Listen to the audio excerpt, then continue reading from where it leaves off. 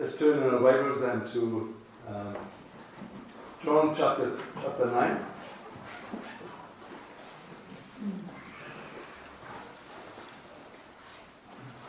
And just the first 12 verses. Continuing to go through different meetings that Jesus had with people in the Gospel of John, and this perhaps one of his most amazing meetings with someone. John chapter 9 and verse 1. Now as Jesus, if we go from verse 59. Then they took up stones, verse 59 of chapter 8. Then they took up stones to throw at him. But Jesus hid himself and went out of the temple, going through the midst of them, and so passed by. Now as he passed by, he saw a man who was blind from birth. And his disciples asked him, saying, Rabbi, who sinned, this man or his parents, that he was born blind? Jesus answered, neither this man nor his parents sinned, but that the works of God should be revealed in him. I must work the works of him who sent me while it is day. The night is coming when no one can work. As long as I'm in the world, I am the light of the world. When he'd said these things, he spat on the ground and made clay with the saliva. And he anointed the eyes of the blind man with the clay. And he said to him, go wash in the pool of Siloam, which is translated sent. And so he went and washed and came back seeing. Therefore the neighbours and those who previously had seen that he was blind, said, is not this he who sat and begged? Some said, this is he. Others said, he's like him. And he said, I am he. Therefore they said to him, how were your eyes opened? He answered and said, a man called Jesus made clay and anointed my eyes and said to me, go to the pool of Siloam and wash. So I went and washed, and I received sight. Then they said to him, where is he? And he said, I do not know. Of course, the story goes on into the chapter of the different people that met together to discuss this amazing miracle.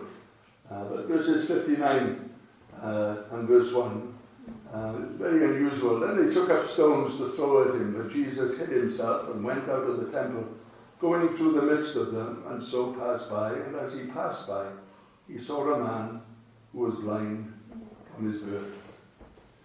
Willie Mullen, a famous Irish preacher and evangelist from former days, called it the gracious gaze of the Saviour. And amid all the toxic atmosphere, the threatening of stones being thrown at him, he saw a man in need. We had Judith's sister and brother-in-law over with us on Monday evening. They'd been to France skiing. It's the first time that the brother-in-law had skied, but Roz had come with us a few years ago. And it cast our mind back to when we were skiing for a few years with Jason Medcraft. And Roz came. She just wanted to try and see what it was like in the snow. And to be fair to her, she'd never put on a set of skis before. She didn't fall once in all the lessons. Absolutely amazing. And those of you that have been skiing will know that's quite a feat, like, to go on the slopes for the first time and go beyond the learner slope onto a blue slope, and maybe a little bit more as well. But come to the last day where you're free to ski and you do a little bit of a competition within the group you're in. You have a little slalom race to see how you come out from it. And we went down this long blue slope, and it's around probably about a mile long. So it's winding its way down, and it's absolutely stunning. So Roz was in front. I was in front. Roz was behind, and Judith was tucked in behind Rosie, like. And so it came down to the part, but it flattened out a bit, but it was quite deceiving because it was quite undulating the ground. And so she was going, and she fell. And as Judith passed by, Rose said, Jude, I've fallen. All Judith said was this, the instructor will be coming now, Ross. In other words, I'm not stopping.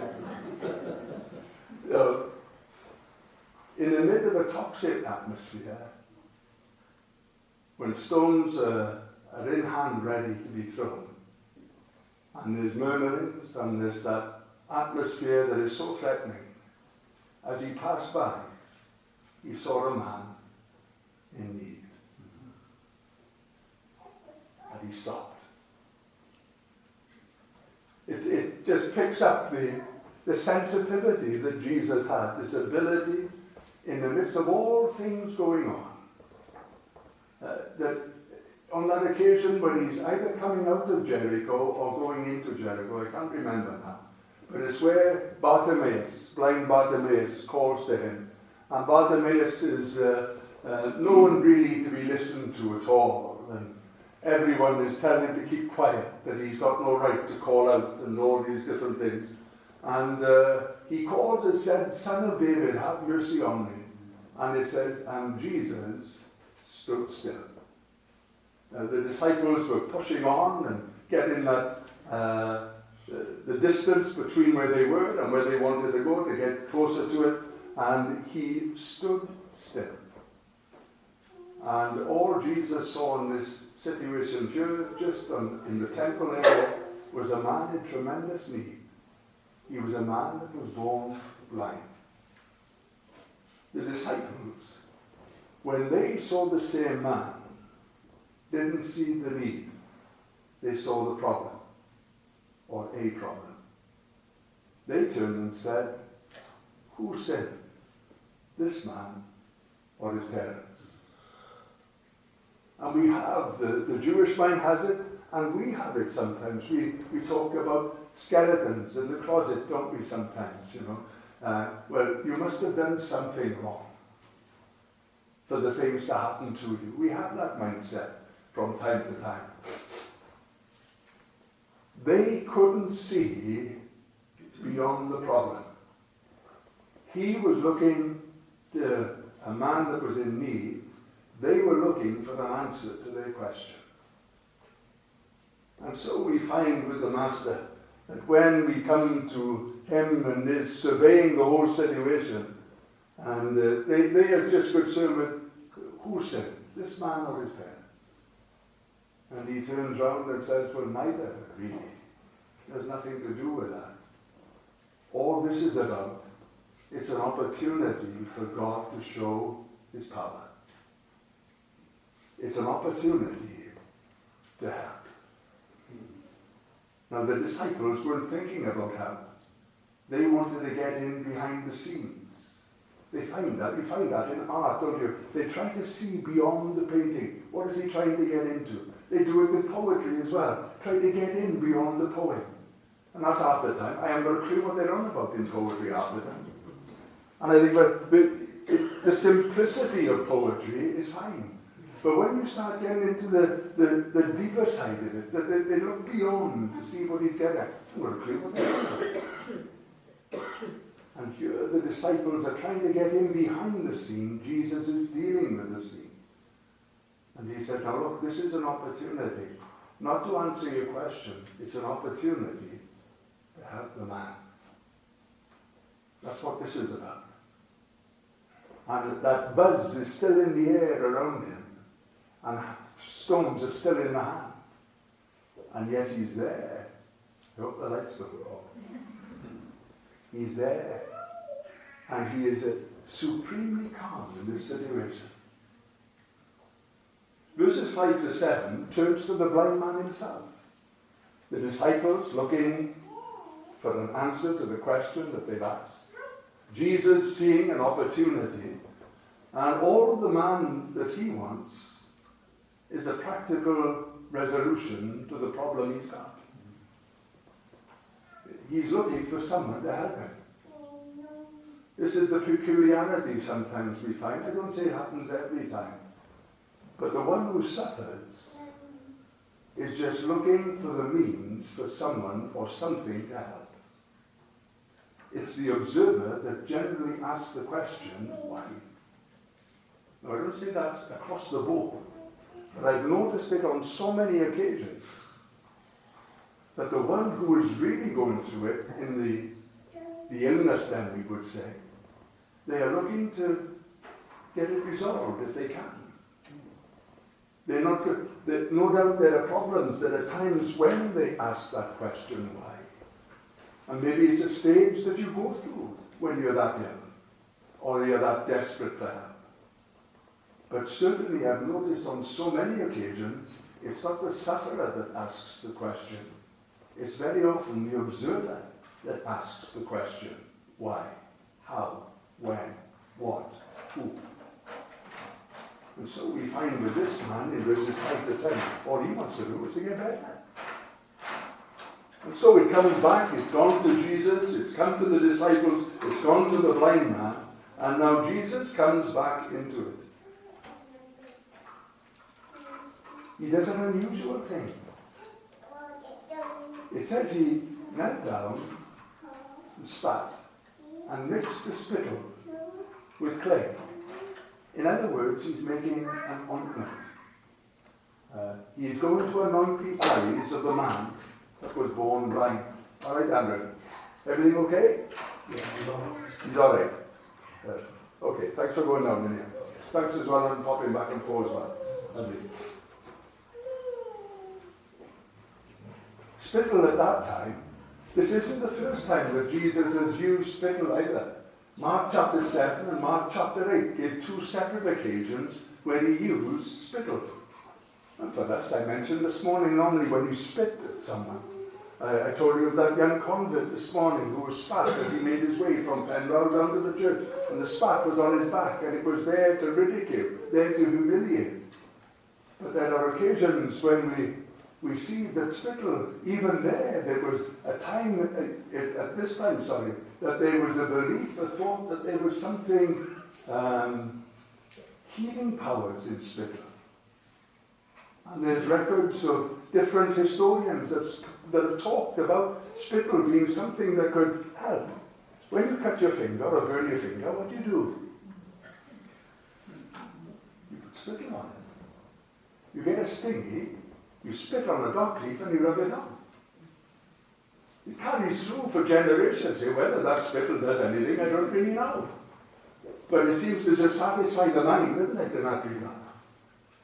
What's he doing here? Why would he take spittle? I remember Frank Rijkaard spitting at Rudy Voller, I think it was in the World Cup final. Spat at him. Rijkaard never recovered from that. Voller did. Rijkaard, his reputation as far as the world in football was concerned, was ruined. A classy footballer, a stylish footballer, ranked with anything that Holland had produced at that time, except perhaps Cruyff. And Rijkaard's name became. It was never the same after that occasion when he spat at a player and the camera saw it. And it wasn't just off the ball, it was on the ball. The camera was actually watching him, walking across. Here, Jesus takes spittle and makes an ointment with clay. And he anoints the eyes of the blind man. What's he doing? Is he saying that there's some healing power then in spittle? We get an irritation in the eye, don't we? And we rub it with a bit of spittle on the end of the finger. Is there something? Or is he taking the same base that Adam was created from, the dust of the earth, and creating new eyes? Is that what he's doing? For we read concerning Adam that he was made from the dust of the earth. And this man, it's not a case that he's blind, he's got no eyes. There's nothing there. It's an unusual thing. I think one of the great stories about the healing campaigns of the 30s, or 20s and 30s and 40s, I don't think hardly any are better Stephen Jeffries from my stay. And you hear of Stephen Jeffries when he felt the call of God to leave the pit and then go into the mines, and to come out from the mines, and take some evangelistic services. And but one night he said, and tomorrow bring the sick.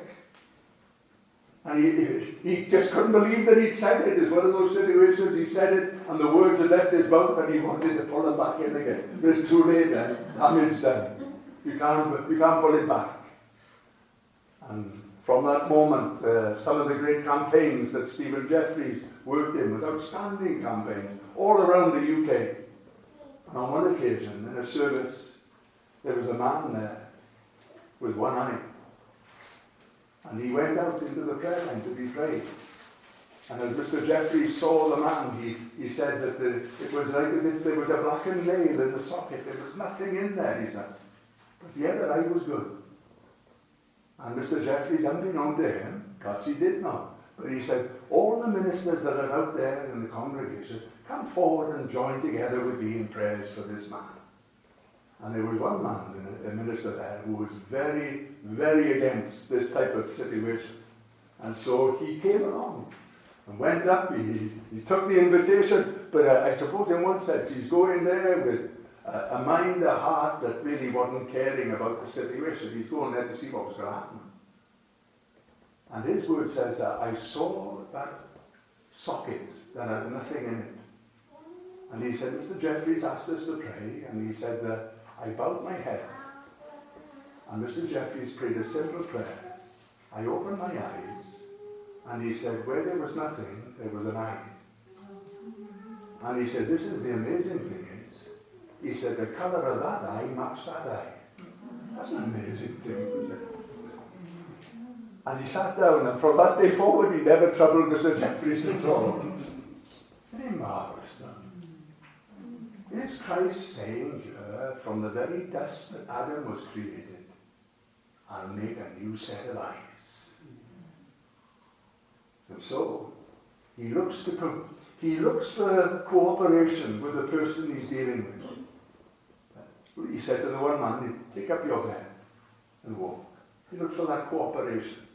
He goes and says to this man, go and wash in the pool of Siloam. Now that's quite a distant walk from where they were. I've always thought that it's just there, right at hand. And he just ducked his head into it type of thing. You know, I just thought it was that. No, it's quite a distance that he had to walk. And so he makes his way with his stick or whatever it is, or with his little friend perhaps to help him to get to the pool of Siloam. And he goes and washed, and he says, and he went, and he washed, and he came back seeing. Now that's the miracle.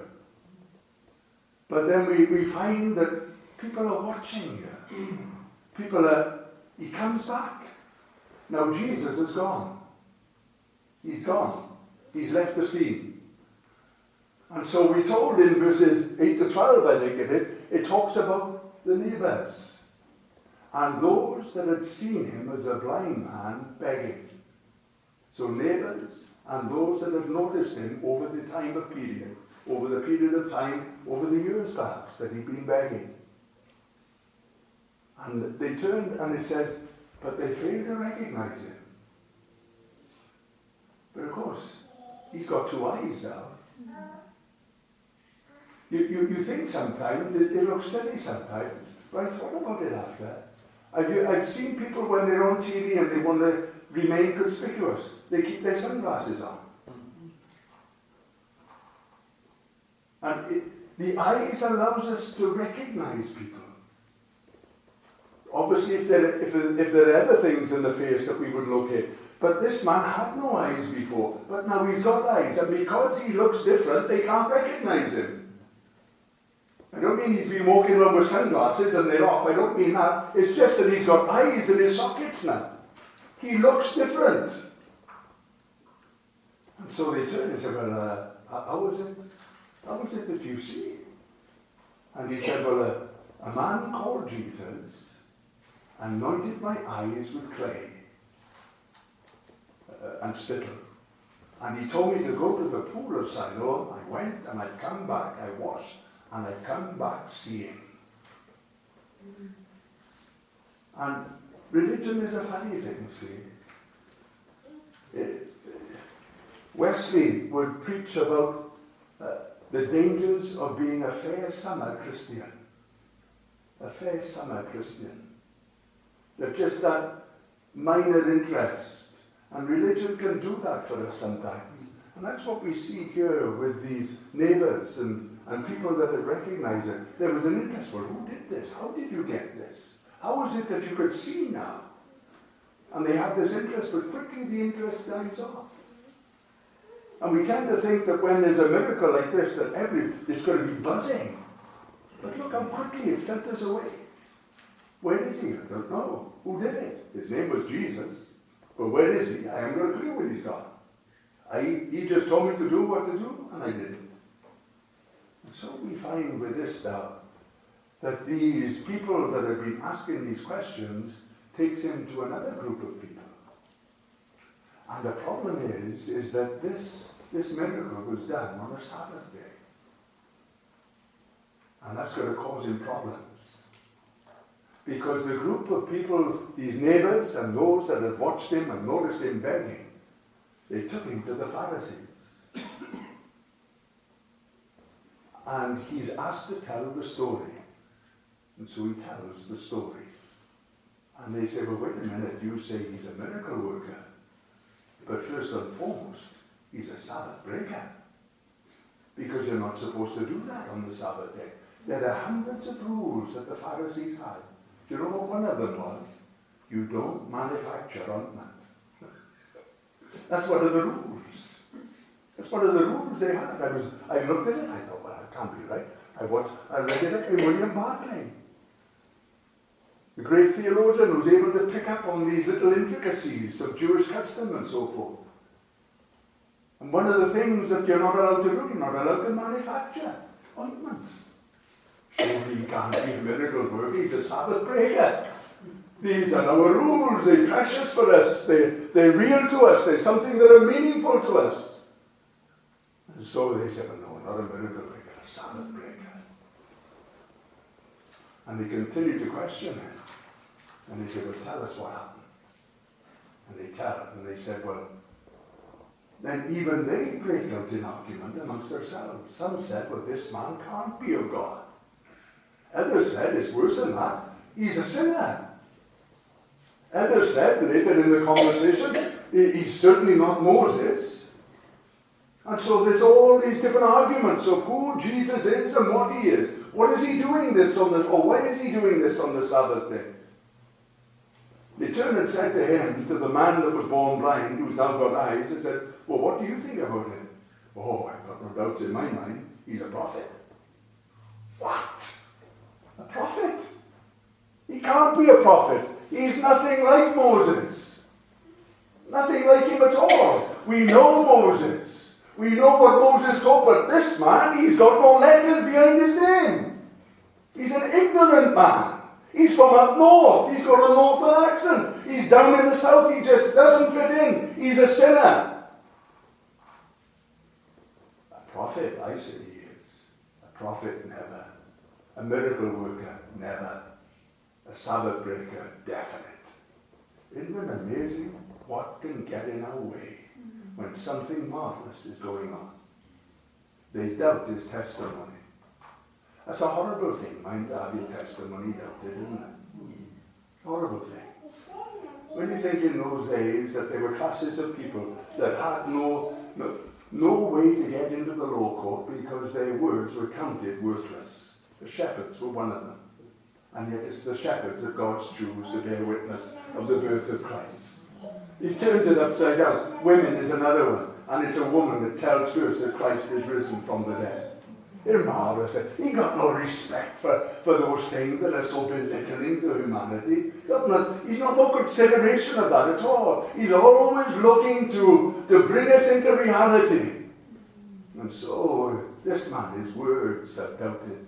His testimony put aside. They bring his parents, we'll have a word with them. Let's find out the truth. And so in verses,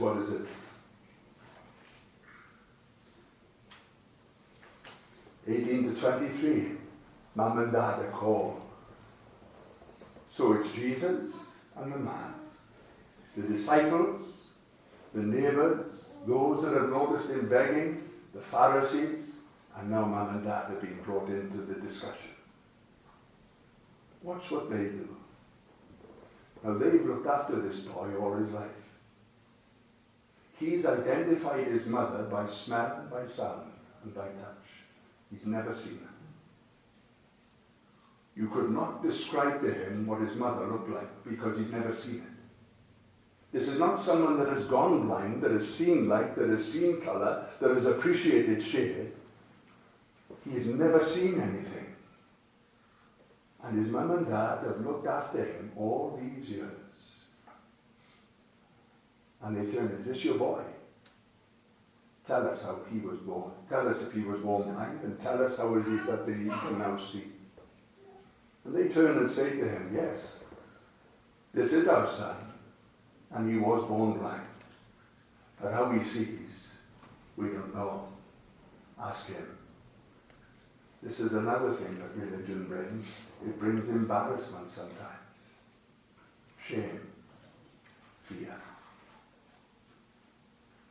And so sometimes there are occasions when those that are nearest and dearest to you are embarrassed by your involvement in religion. Embarrassed, ashamed by your involvement with Christ. Fearful. These were fearful because it had already been put out from the Pharisees. If anyone spoke well of Christ, they would be put out of the synagogue.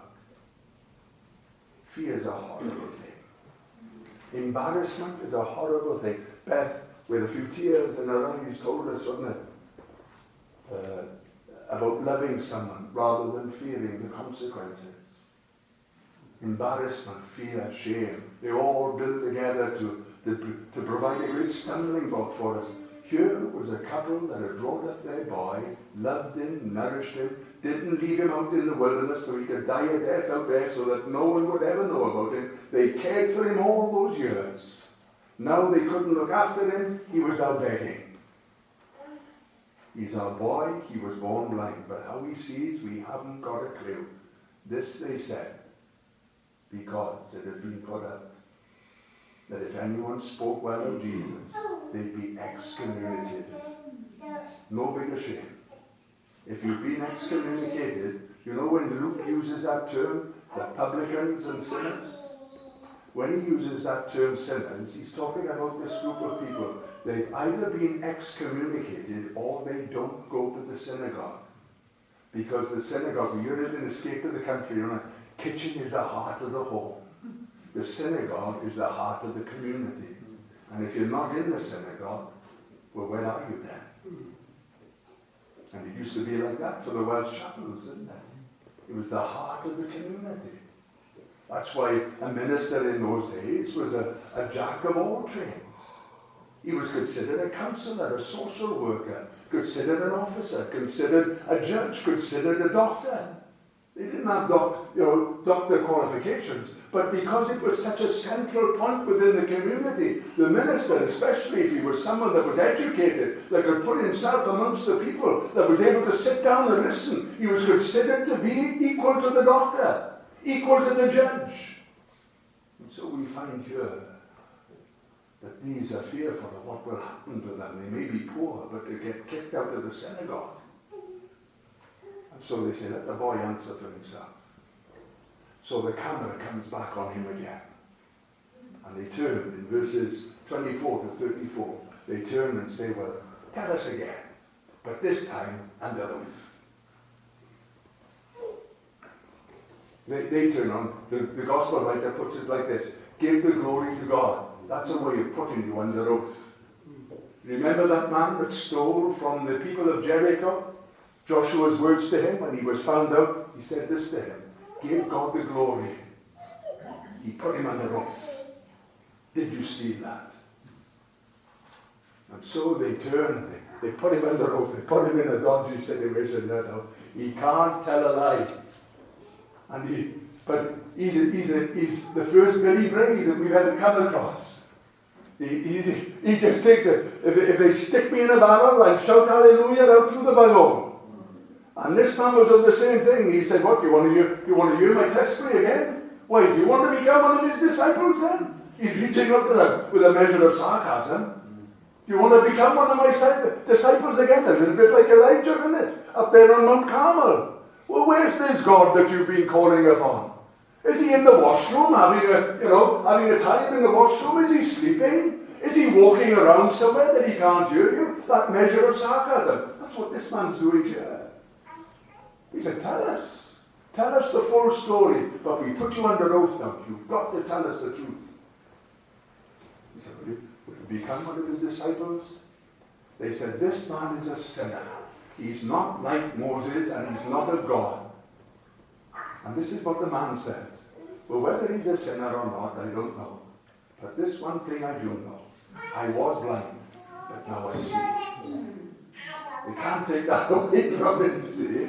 They can't take that away from him.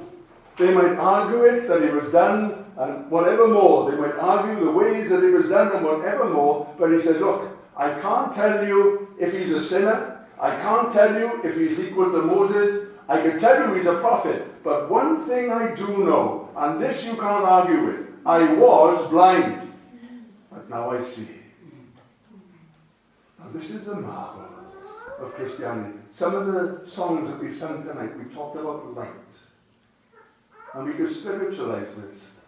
Where Christ opens our eyes. And when he's opened our eyes sometimes our nearest and dearest don't understand us. And they struggle with the issues. And I can remember when I was converted, the rumour went out that I'd married a Mormon. You know, that was the common rumour. That was the common rumour. Have you heard about things? He's got all religious. He's married a Mormon, right? Well, where did they get that from? They knew her when we were in our teens. They knew her when she was 13 and 14 and all the things that she would get up to. And then all these different things that they accuse you of. All the different rumours. Even your closest friends cannot sometimes understand you in these situations when your eyes have been opened and you're different to what you used to be. I don't mean perfect. This might not perfect vision, man. But I don't mean perfect. One of the sad things, I think, in our Christian circles, a man makes one mistake and that's it. You've got to work your way back. And it can be cut off like that. One mistake. Christ gave Peter no end of opportunities to come back. Thank God he never wrote off Peter. Thank God he never wrote off. Thank God he never wrote off me. Or he hasn't written me off yet. So we find with this. And they excommunicated this man. They put him out of the synagogue. Now this is lovely then. Verses 35 to 38. Earlier they'd reviled him.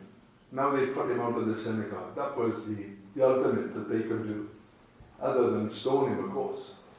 But they didn't have authority to do that. Verses 35 to 38. Jesus heard that they cast him out. And when he found him, he went looking for him. He had left the scene, but the news had come that they kicked him out of the synagogue. It had reached the ears of Jesus, and he came, and he found him, and he spoke to him. And he said simply to him, "Do you believe the Son of Man?" "Who is he, Lord?" he said. "Who is he that I might believe?" "It is he whom you see and hear." And then it says this, "Lord, I believe." And he worshipped him. Look at the way that this man came through all these trials. It seemed almost like water on a duck's back. They threw this at him. They threw that at him. They threw this at him. And yet he still came through, pushing his way through. And at the end, the master found him. And he said to him, "Lord, I believe. With all my heart I believe." And he worshipped him. He bowed down before him. Have you had your eyes opened? That's the posh eyes, that is. Eyes open, not with an H. It's a trap. The whole earth is full of his glory. There we are. We always say that. Have you had your eyes open? Can you say, "I was, but Do you know the Christ of God? Has he done a miracle in your life? Opening up your heart, opening up your ears, opening up your eyes, opening up your hands. He does such wonderful things, you know. And he'll come looking for you when you're in trouble. He'll come looking for you. It won't be a case that he'll send someone along. Well, it might be a friend that will come along that's been sent by him, but he'll come looking for you. Not to dress you down, but to lift you up. It's the Master, and that time's gone.